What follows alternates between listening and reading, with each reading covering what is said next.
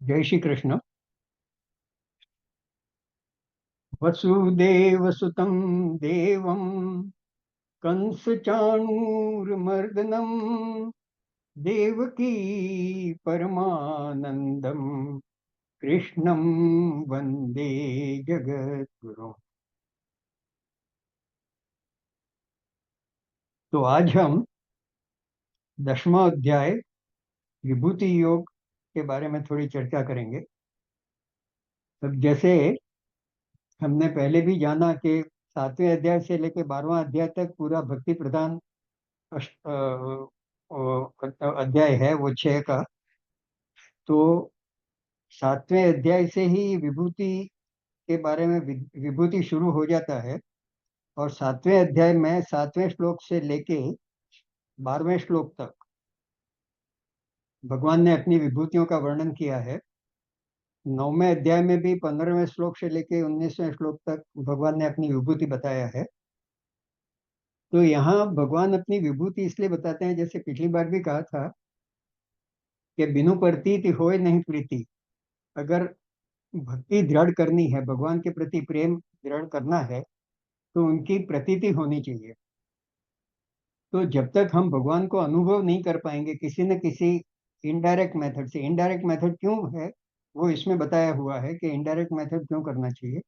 लेकिन भगवान की विभूति को जानने का बहुत महत्व इसलिए है कि अगर हम उनकी विभूति को जान पाएंगे, और यहाँ विभूति मतलब उनका ऐश्वर्य है, और योग मतलब उनकी उनका सामर्थ्य है, उनकी शक्ति है, योग शक्ति है।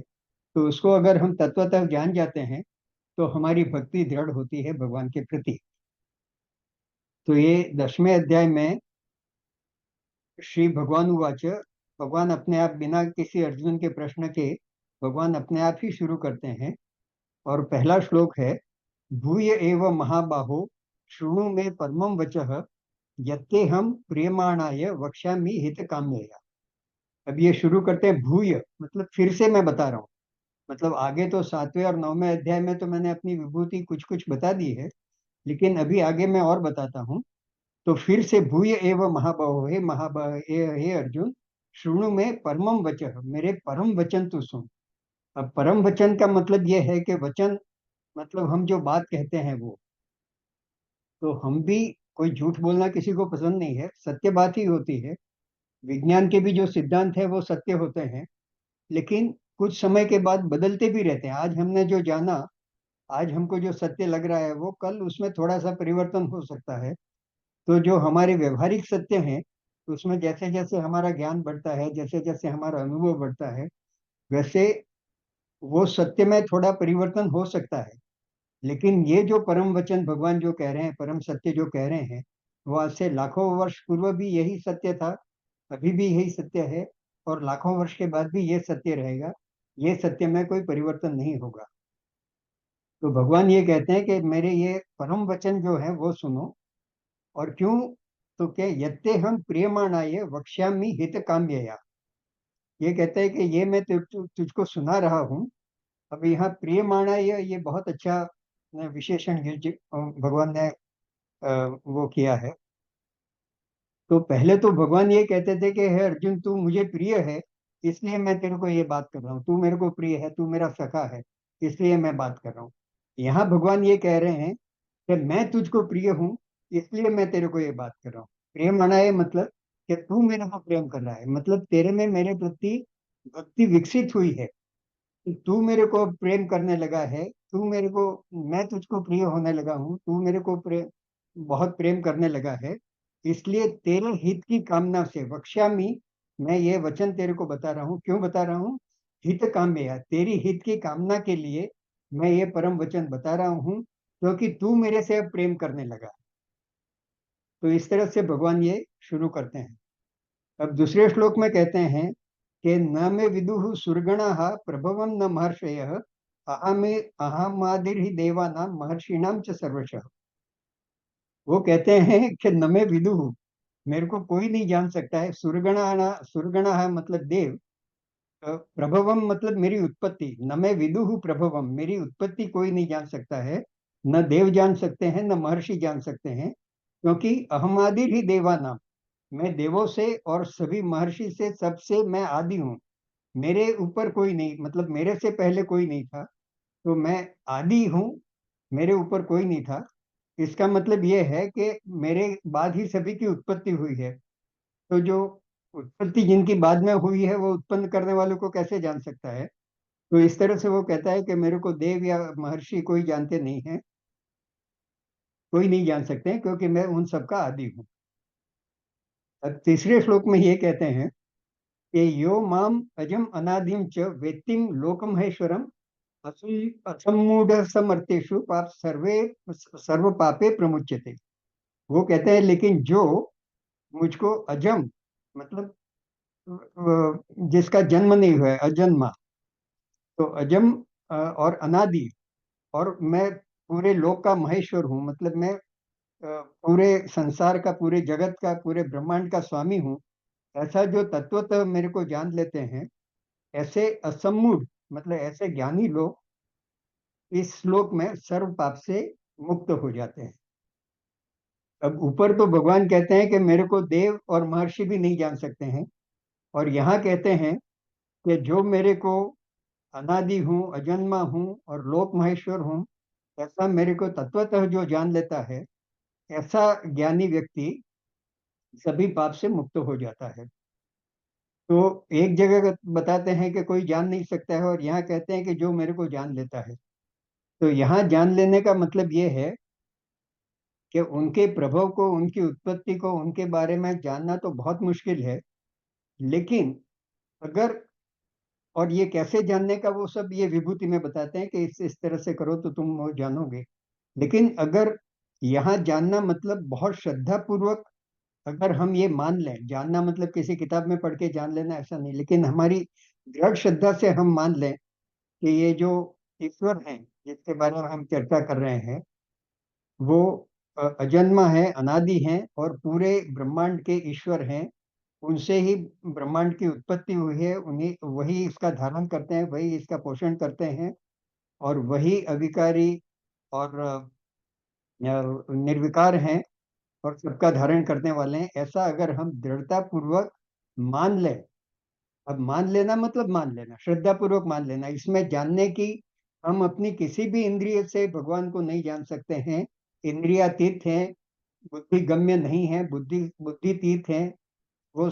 इसलिए यहाँ जो जानने का मतलब है कि अतिशय श्रद्धा पूर्वक तुम ये मान लो कि मैं लोक का महेश्वर हूँ, मैं अनादि हूँ, मैं अजन्मा हूँ। तो इस तरह से तुम जान लोगे तो क्या होगा कि तुम धीरे धीरे धीरे मेरे से ज्यादा करीब आते जाओगे, मेरे से ज्यादा पास में आते जाओगे। संसार से तुम्हारा जो आकर्षण है वो धीरे धीरे कम होता जाएगा, और जिस दिन तुम संपूर्ण रूप से मेरी तरफ आ गए, तो उस समय तुम सर्व पापों से मुक्त हो जाओगे। वो बताते हैं कि जिस जिस समय भगवान के सन्मुख आप हो गए और भगवान को पूर्ण रूप से आपने ये समझ के ये जो कुछ हो रहा है वो ईश्वर का ही है, ईश्वर का ही रूप है, ईश्वर ही कर रहा है, और ईश्वर के सिवा कुछ नहीं है, तो आपको ये सांसारिक जो चीजें हैं, भौतिक चीजें हैं, वो सब व्यर्थ लगने लगेगी। और उस स्थिति में जब हमारा मन पहुंच जाएगा, तब हम सर्व पाप से मुक्त हो जाएंगे, ऐसा तीसरे श्लोक का भाव है। और चौथा और पांचवा श्लोक जो है, उसमें अपनी विभूतियां बताते हैं, लेकिन थोड़े अलग ढंग से बताते हैं। बुद्धिर्ज्ञानम बुद्धिर्ज्ञान असम्मोह क्षमा सत्यम दम शम सुखम दुखम भवो भावो भयम चाभयमेव च अहिंसा समता तुष्टि तपो दानो यशो यश भवंती भावा भूतानाम मत्त एव पृथग्विदा।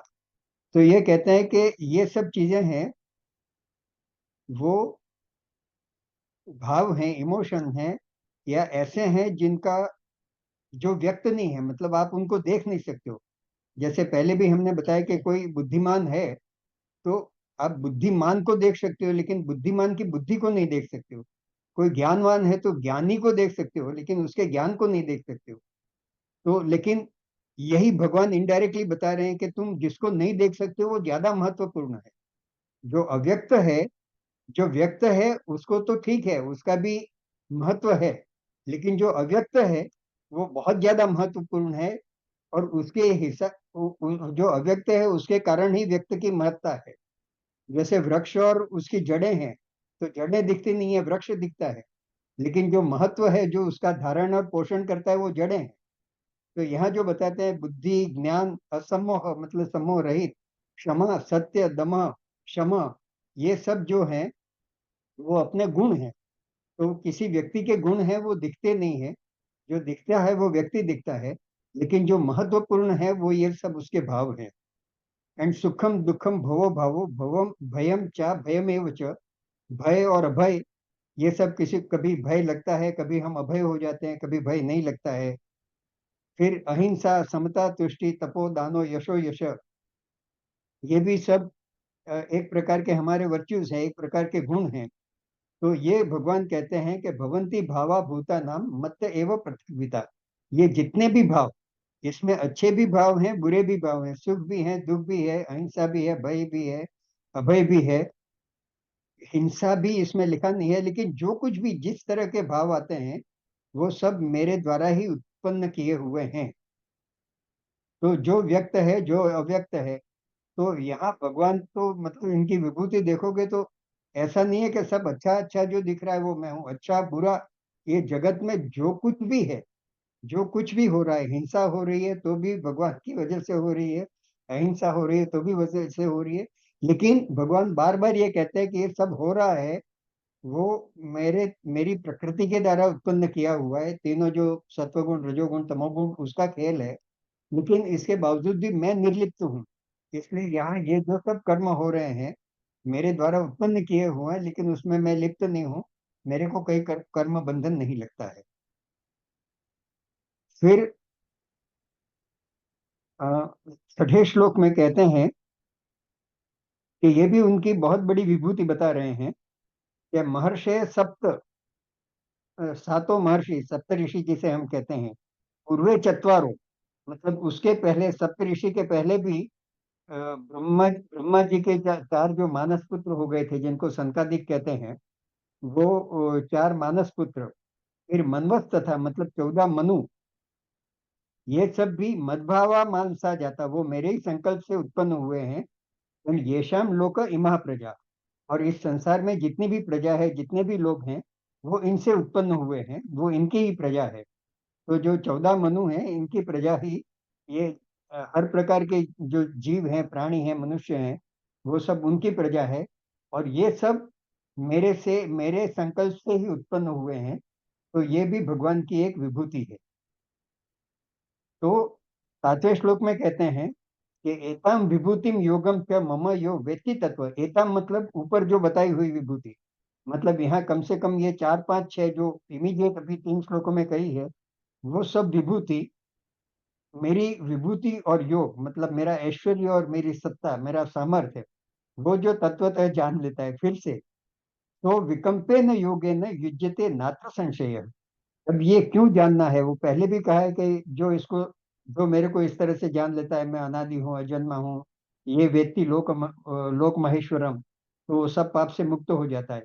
यहाँ कहते हैं कि ये मेरी विभूति और ये मेरा सामर्थ्य, ये मेरी सत्ता, इसको जो तत्व से जान जाता है वो सो अविकम्पेन योगेन, अविकम्पेन मतलब अचल, और यहाँ योग का मतलब भक्ति योग, उसके युज्यते नात्र संशय, उसकी भक्ति जड़ हो जाएगी, इसमें कोई संशय नहीं है, अचल हो जाएगी।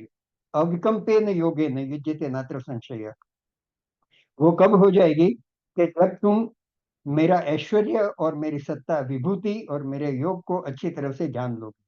तो ये जो है वो 10वें अध्याय का महत्व है कि हमको उनकी विभूति को क्यों जानना है।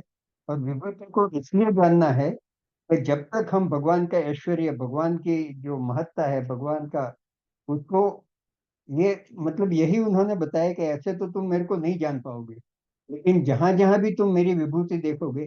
एक मेरे को बढ़िया वो याद आ रहा है, बहुत पहले मतलब आज से, आजकल तो वो दिखता नहीं है, एक जॉनसन एंड निकलसन पेंट आता था पहले, करीब 50 साल, 40-50 साल, मेरे को 70-80 में याद है। उसका एक एडवर्टाइजमेंट होता था, तो जो होर्डिंग होता था एडवर्टाइजमेंट का, उसके ऊपर एक लाल मिर्ची बना देते या हरी मिर्ची बना देते या टमाटर बना देते, कुछ भी बना देते, और फिर लिखते, wherever you see colours think of us. कहीं भी कलर देखो, कहीं फूल बना देते, कहीं कोई चिड़िया बना देते, मोर बना देते, लेकिन जहां भी आप रंग देखो वहां हम मेरा ध्यान करो। Wherever you think of colour think of me. तो भगवान ये कहते हैं कि wherever you think of my विभूति थिंक ऑफ मी। वो मेरे को एडवर्टाइजमेंट अभी भी याद है, जॉनसन एंड निकलसन करके उसका पेंट आता था। तो यहाँ यही है कि जहां जहां भी हमको खूबी लगे, एक एक चींटी देख के अपने को ये लग सकता है कि इतनी छोटी चींटी में कहाँ उसका हृदय होगा, कहाँ फेफड़े होंगे, कहाँ मतलब कहाँ श्वास लेती होगी, कैसे उसके अंडे देती है, मतलब इट इज अमेजिंग। एक चींटी हमको मैकेनिकली बनानी हो तो नहीं बना सकते हम, ऐसी चलने वाली चींटी। तो वो देख के ये किसने बनाया होगा, कैसे बनाया होगा, किस तरह से उत्पन्न होगी। तो इस तरह की विभूति जब हम देखते हैं और उसके बाद अगर मनन चिंतन करते हैं, तो हमको ये दृढ़ विश्वास होता है कि सच में कोई बनाने वाला है, तो है तो वो कितना बड़ा है। तब एक स्वामी राम तीर्थ जी के बारे में कहा था, वो कहीं से गुजर रहे थे, कोई तवायफ का एरिया होगा या जो भी, तो कोई सुंदर स्त्री सामने दिखी तो उसको देखते ही रहे, देखते ही रहे। तो लोगों ने कहा कि अरे आप तो संत होके ऐसा कर रहे हैं। तो उनका नहीं, मुझे ये लगता है कि जिसने इतना सुंदर रूप बनाया है, वो खुद कितने स्वरूपवान हो गए, उनका ऐश्वर्य क्या होगा, वो कितने सुंदर होंगे। तो इस तरह से जहां जहां भी आप कहीं भी आपको ऐसा लगे कि कितना बढ़िया है, तो वहां आप ईश्वर को अनुभव करने का प्रयत्न करो। तो यहाँ भगवान ये कहने का ट्राई कर रहे हैं, मैं कहा था, हाँ, एताम विभूति योगम च मम यो वेत्ति तत्वतः सो विकम्पेन योगेन युज्यते नात्र संशय। तो इस तरह जो मेरी विभूति को अच्छी तरह से जानने का प्रयत्न करेगा, उसको अचल भक्ति योग प्राप्त होगा, उसमें कोई संशय नहीं है। वो 7वां श्लोक था। अब आखिरी श्लोक में कहते हैं, अहम सर्वस्य प्रभुवो मत्त सर्व प्रवर्तते। मैं सबका प्रभु हूँ, मतलब सबका स्वामी हूँ, और मत्ता सर्वम प्रवर्तते, वो पहले जैसे ही, और सब मेरे में ही प्रवर्त होते हैं, सब मेरे में ही, मेरे से उत्पन्न हुए हैं और मेरे में ही रहते हैं। इति इति मत्वा भजन्ते माम बुधा भाव समन्विता। तो जो बुधा मतलब ज्ञानी लोग संपूर्ण भाव से इस तरह से मुझे भजते हैं, वो मेरे को प्राप्त होते हैं। मच्चित्ता मद्गत प्राणा बोधयंत परस्परम कथयंत्यश्च माम नित्यम तुष्यंती च रमन्ति च। फिर यहाँ कहते हैं कि जो ज्ञानी, दो ज्ञानी थे जो इकट्ठ, मतलब ज्ञानी लोग होते हैं, कई लोग, मतलब यहाँ इस तरह से बताया है, जो मेरे में चित्त अर्पण करने वाले होते हैं, जिनके प्राण निरंतर मेरे मेरे में रहते हैं। तो ऐसे लोग परस्पर जब अनुभव करते हैं, तो भी मेरा अनुभव करते हैं। कथयंत, जब वो बातें करते हैं तो मेरे बारे में भी बातें करते हैं। एंड नित्यम तुष्यंती च रमन्ति च, और उसी में उनको संतोष भी मिलता है, और उसी में रमण करते हैं। तो ये कहते हैं कि हम खुद तो अगर अकेले हैं तो उनका चिंतन मनन करना चाहिए, लेकिन अगर इस तरह से सब भक्त इकट्ठे होते हैं, तो भी उनकी बातें वही होती हैं, और मेरे उनकी बातों में मेरी ही गुण, मेरी ही भक्ति की बातें वो करते रहते हैं, और उसी में उनको संतुष्टि होती है, और उसी में वो रमण करते हैं। तो तेषां सतत युक्ता नाम भजताम प्रीतिपूर्वकम ददामी बुद्धि योगम तम ये न मामुपयांति थे। तो तेषां मतलब ऐसे, उन जैसे सतत युक्ता नाम, जो सतत युक्ता नाम बता, जो सतत मेरा भजन करते हैं, ऐसे योगी जो प्रीति पूर्वक मेरा भजन करते हैं, उनको ददामी बुद्धि योगम तम ये न मामुपयांति थे। बुद्धि योग, दूसरे अध्याय में बुद्धि योग आया है, तो उसको अ, मतलब कर्मयोग भी कहते हैं, और समत्व योग भी कहते हैं। और इसका कुछ भी मतलब, आप ज्ञान योग ले लो, कर्म योग ले लो, जो भी योग ले लो, तो उनको उसकी रुचि के हिसाब से मैं उसको बुद्धि योग देता हूँ, ताकि वो मेरे को प्राप्त कर सकें। मेरे को प्राप्त करने के लिए उनको मैं बुद्धि योग देता हूँ, और इस तरह से वो ज्यादा से ज्यादा मेरे नजदीक आते हैं और मेरे को प्राप्त करते हैं। और तेषाम, फिर से उनको, तेषाम एवं अनुकंपार्थम, उनकी उनके लिए अनुकंपा करके, उनके ऊपर अनुग्रह करके, अहम अज्ञानजम तमह, अज्ञान से ज्ञानजम और अज्ञानजम, तो हम अज्ञानजम तमह, अज्ञान से उत्पन्न हुआ जो तमह है, तमह मतलब अंधकार, अज्ञान का अंधकार है, उसके मैं उनके हृदय में बैठा हुआ उनके ज्ञान दीप को जलाकर मैं उनके अज्ञान का नाश करता हूँ। नाशयाम्यात्म भावस्थो ज्ञान दीपेन भास्वता। उनके ज्ञान दीप को प्रज्वलित करके उनके अंदर बैठा हुआ मैं उनके अज्ञान जनित जो अंधकार है उसका नाश करता हूँ। ऐसा भगवान ये 11 श्लोक में कहते हैं। इसके बाद अर्जुन उवाच, अर्जुन बोलते हैं कि परम ब्रह्म परम धाम पवित्रम परमम भवान पुरुषम शाश्वतम दिव्यम आदि देवम अजम विभुम। तो यहाँ वो भगवान के अलग अलग नाम से संबोधन, भगवान का मतलब आप, भगवान मतलब आप, तो आप कौन कौन है? तो परम ब्रह्म परम धाम पवित्रम परमम मतलब परमम पवित्रम शाश्वतम पुरुषम। तो आप परम ब्रह्म है, परम धाम है, परम पवित्र है, शाश्वत पुरुष है, दिवम आदि देवम अजम विभुम, आप दिव्य हैं, आप आदिदेव हैं, अजम अजन्मा है, विभुम है मतलब प्रभु हैं, आप सबके पालन करता है। तो 13वें श्लोक में कहते हैं आहु, आहु मतलब ये जो कहा वो ये अर्जुन कह रहे हैं, लेकिन कह रहे हैं आहुस्त्वम ऋषि सर्वे देवार्षि नारद तथा।